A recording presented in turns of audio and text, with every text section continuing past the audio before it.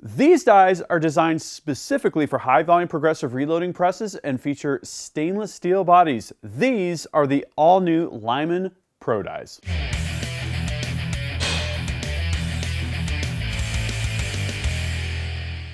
Gavin here from UltimateReloader.com. In this video, we're going to talk about Lyman Pro Dies. What I have here is a set of 9mm Parabellum pistol Lyman Pro Dies. Now there's pistol Lyman Pro Dies and then there's rifle Lyman Pro Dies, and we'll get to the rifle set a little bit later. Let me tell you the story behind these dies. So as many of you know, a while back, about 2 years ago, Lyman acquired Mark 7. They did so because they saw something really interesting, a different take on a progressive press, the use of technology. And this was really a great relationship because Mark 7 had a lot of great ideas and a lot of great technology. Lyman has a proven track record of manufacturing expertise and horsepower and a very deep knowledge of the reloading space, the customer demographics, and so on and so forth. Well, after they acquired Mark 7, they thought to themselves, hey, here's some things we'd like to see in a die set. Now that we have this awesome reloading press, let's talk about high volume reloading scenarios, the Mark 7 platform and other similar platforms, and what the needs are for dies. So they made several improvements. Lyman, again, they already make dies, so why not make a die set that's specifically for high volume pistol reloading and rifle reloading, depending on the type of set of dies that you've got. So let's open up this case and let's take a look inside to see what we've got. So we've got, of course, the instruction booklet, not too exciting, but we've got a nice foam case here that precisely retains each of these dies. We've got the Sizer D primer.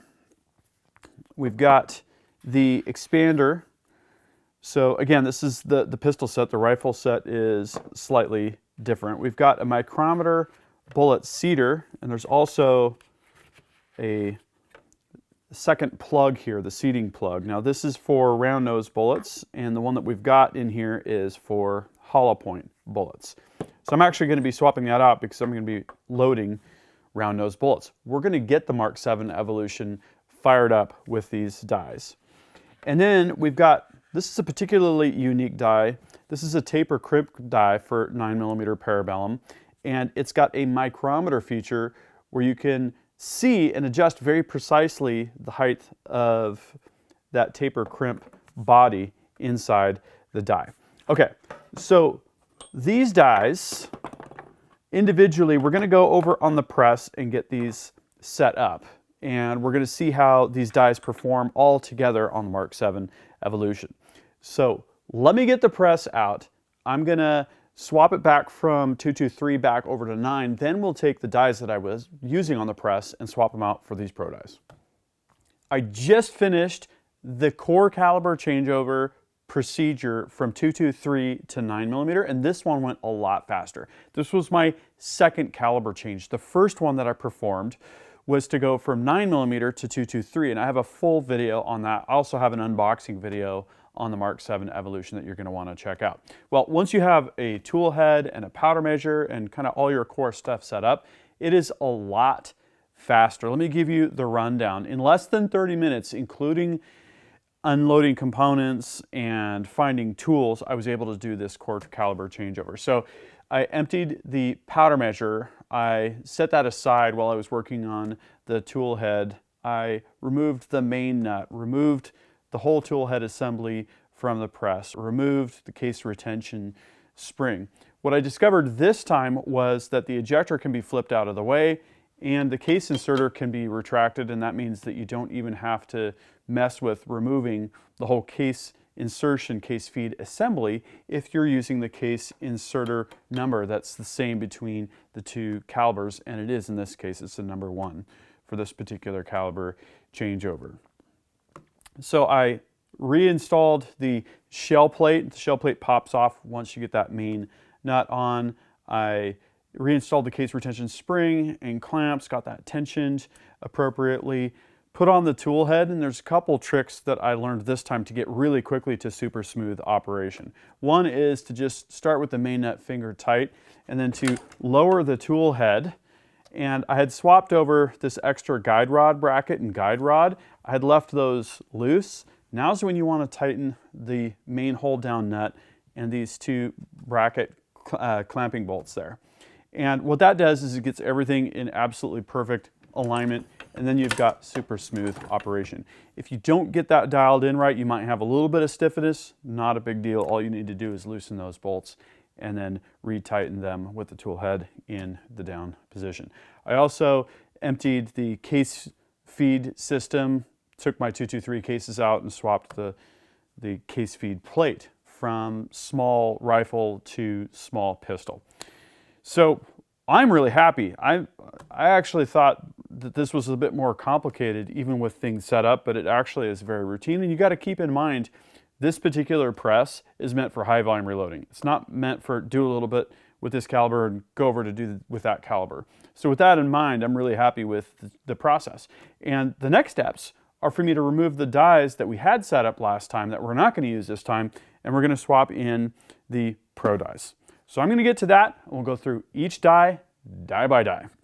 So I got the 9mm dies that we were using previously on the press taken off and put back in the box. That was a standard Lyman 4-die 9mm parabellum set.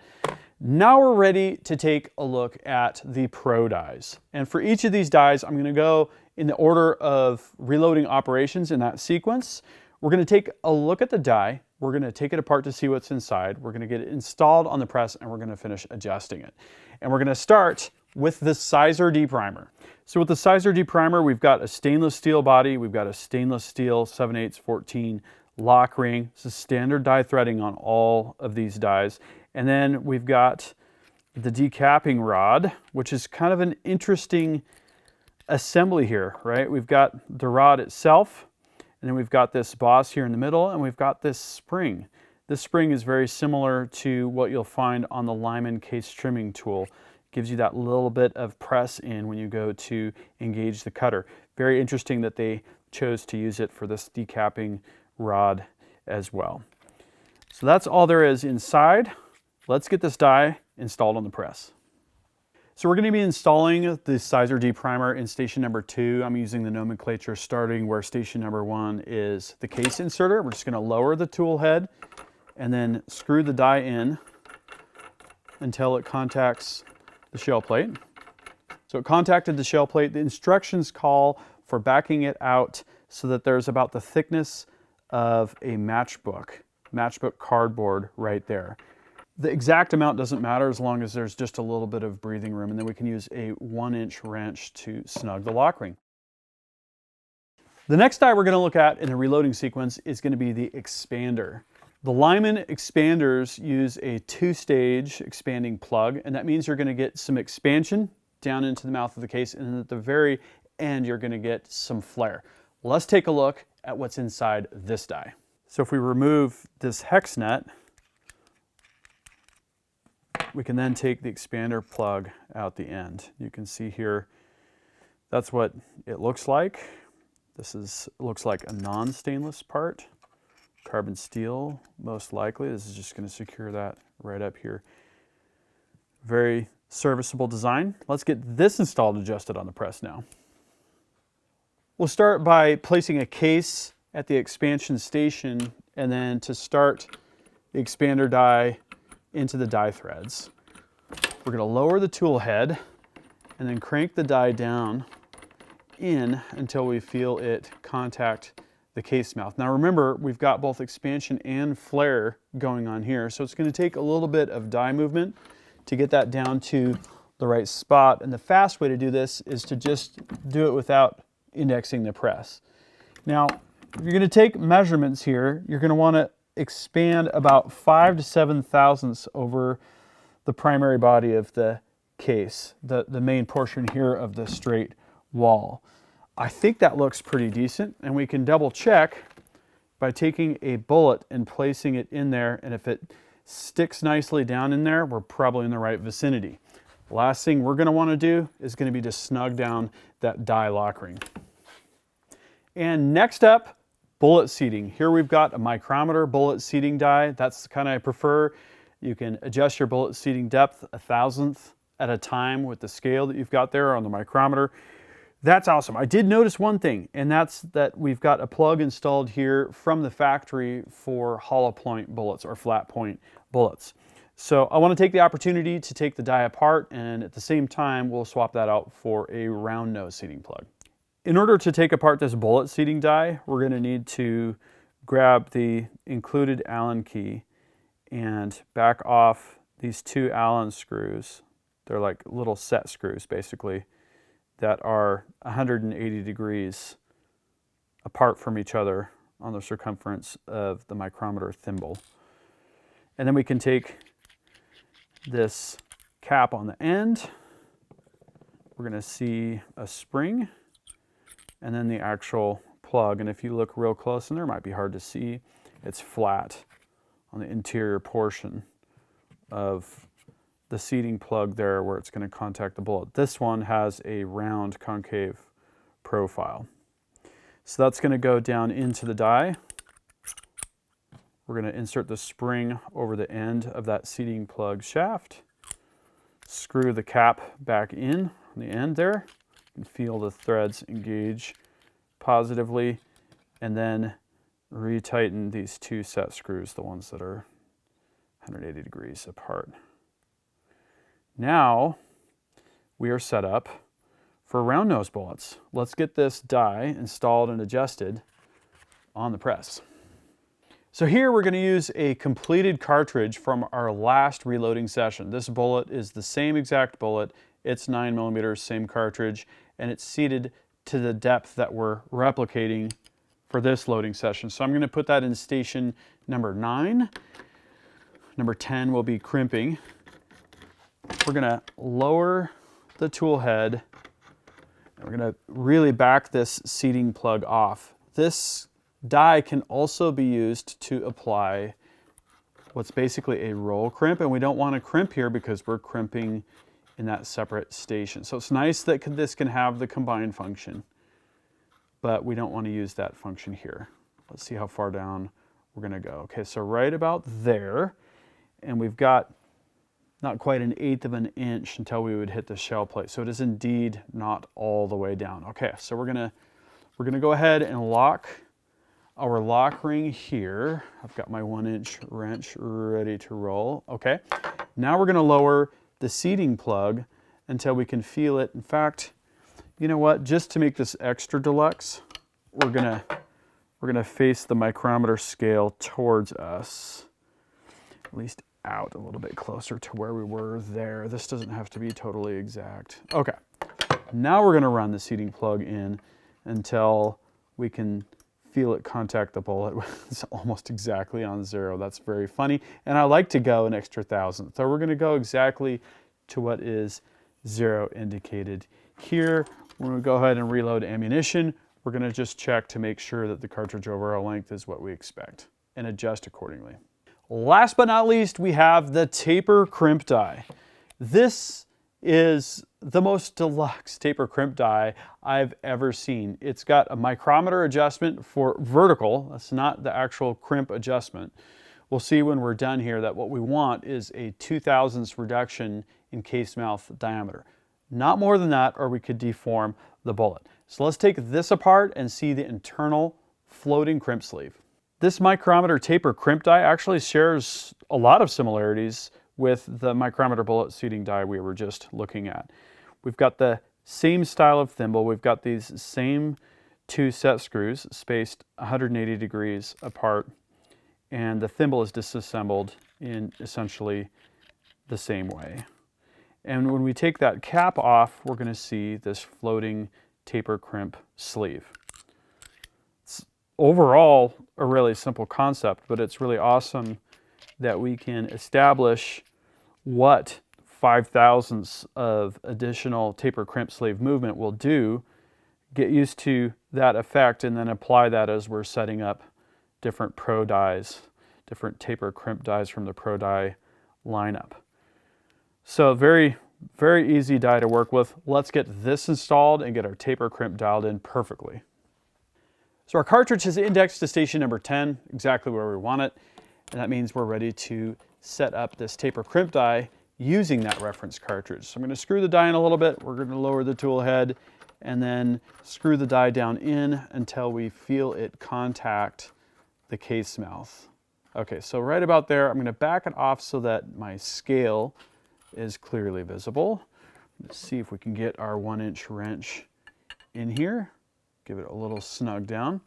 Okay, now it's a matter of experimenting with this setting. We're going to want to crank it on in at least 5 thousandths or so until we can take a measurement away from the case mouth and then right at the case mouth and see a delta of -2 thousandths of an inch or so right where we've applied that taper crimp. That's going to be a perfect setup.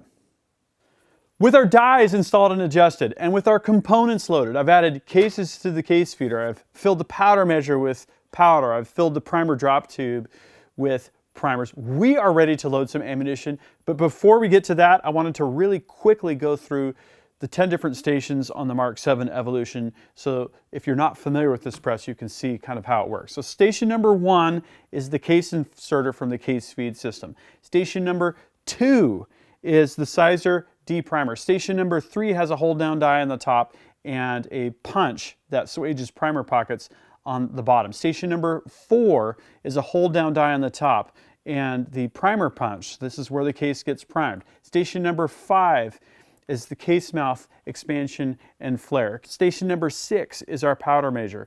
7 is reserved for a powder check. 8 is reserved for a bullet drop die, Mr. Bullet Feeder.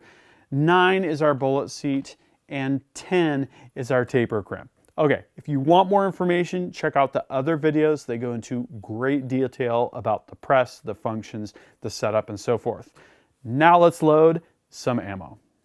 So I've already run one cartridge all the way through all 10 stations. Double checked everything was gonna feed, double checked that everything was gonna load correctly. That's all done, and that means now we are ready. I have to get my bullets over here ready to roll. To keep pulling the handle, and each time we pull the handle, another case is going to start through the process. Now we're getting powder. So far we're looking good here. Okay, so at station number 9, I'm checking my powder charge and I'm going to place a bullet each time. Okay, station number 10. It's going to be our first completed cartridge through the full progressive loading cycle. Now it's a matter of rinse and repeat.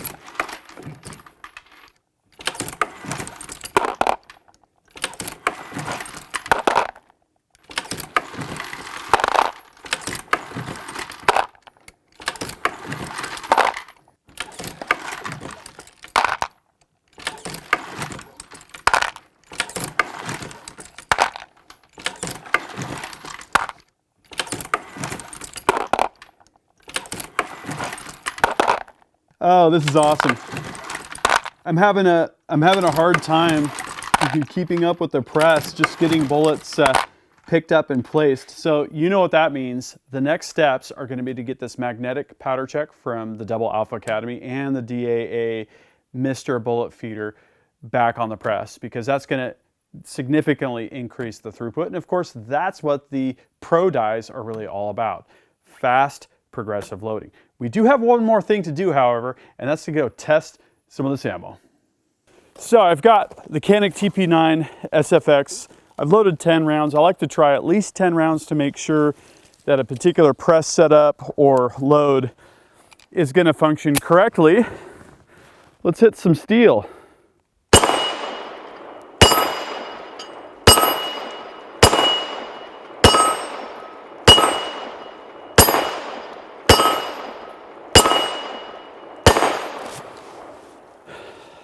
I'd say that's gonna work. Well, that was awesome to finally get my hands on Lyman Pro Dies. These pistol Pro Dies have been awesome. Now I want to get a set of rifle Pro Dies, of course. Here's what I'd like to know is, what do you think? Have you looked at these Lyman Pro Dies? Do you have a set? Are you using them? Would you like to use them? Please drop a comment and we'll start a discussion. Also, Make sure you're subscribed with notifications because I've got a lot more killer Lyman content coming up, and I've got a lot more killer Mark 7 content coming up as well.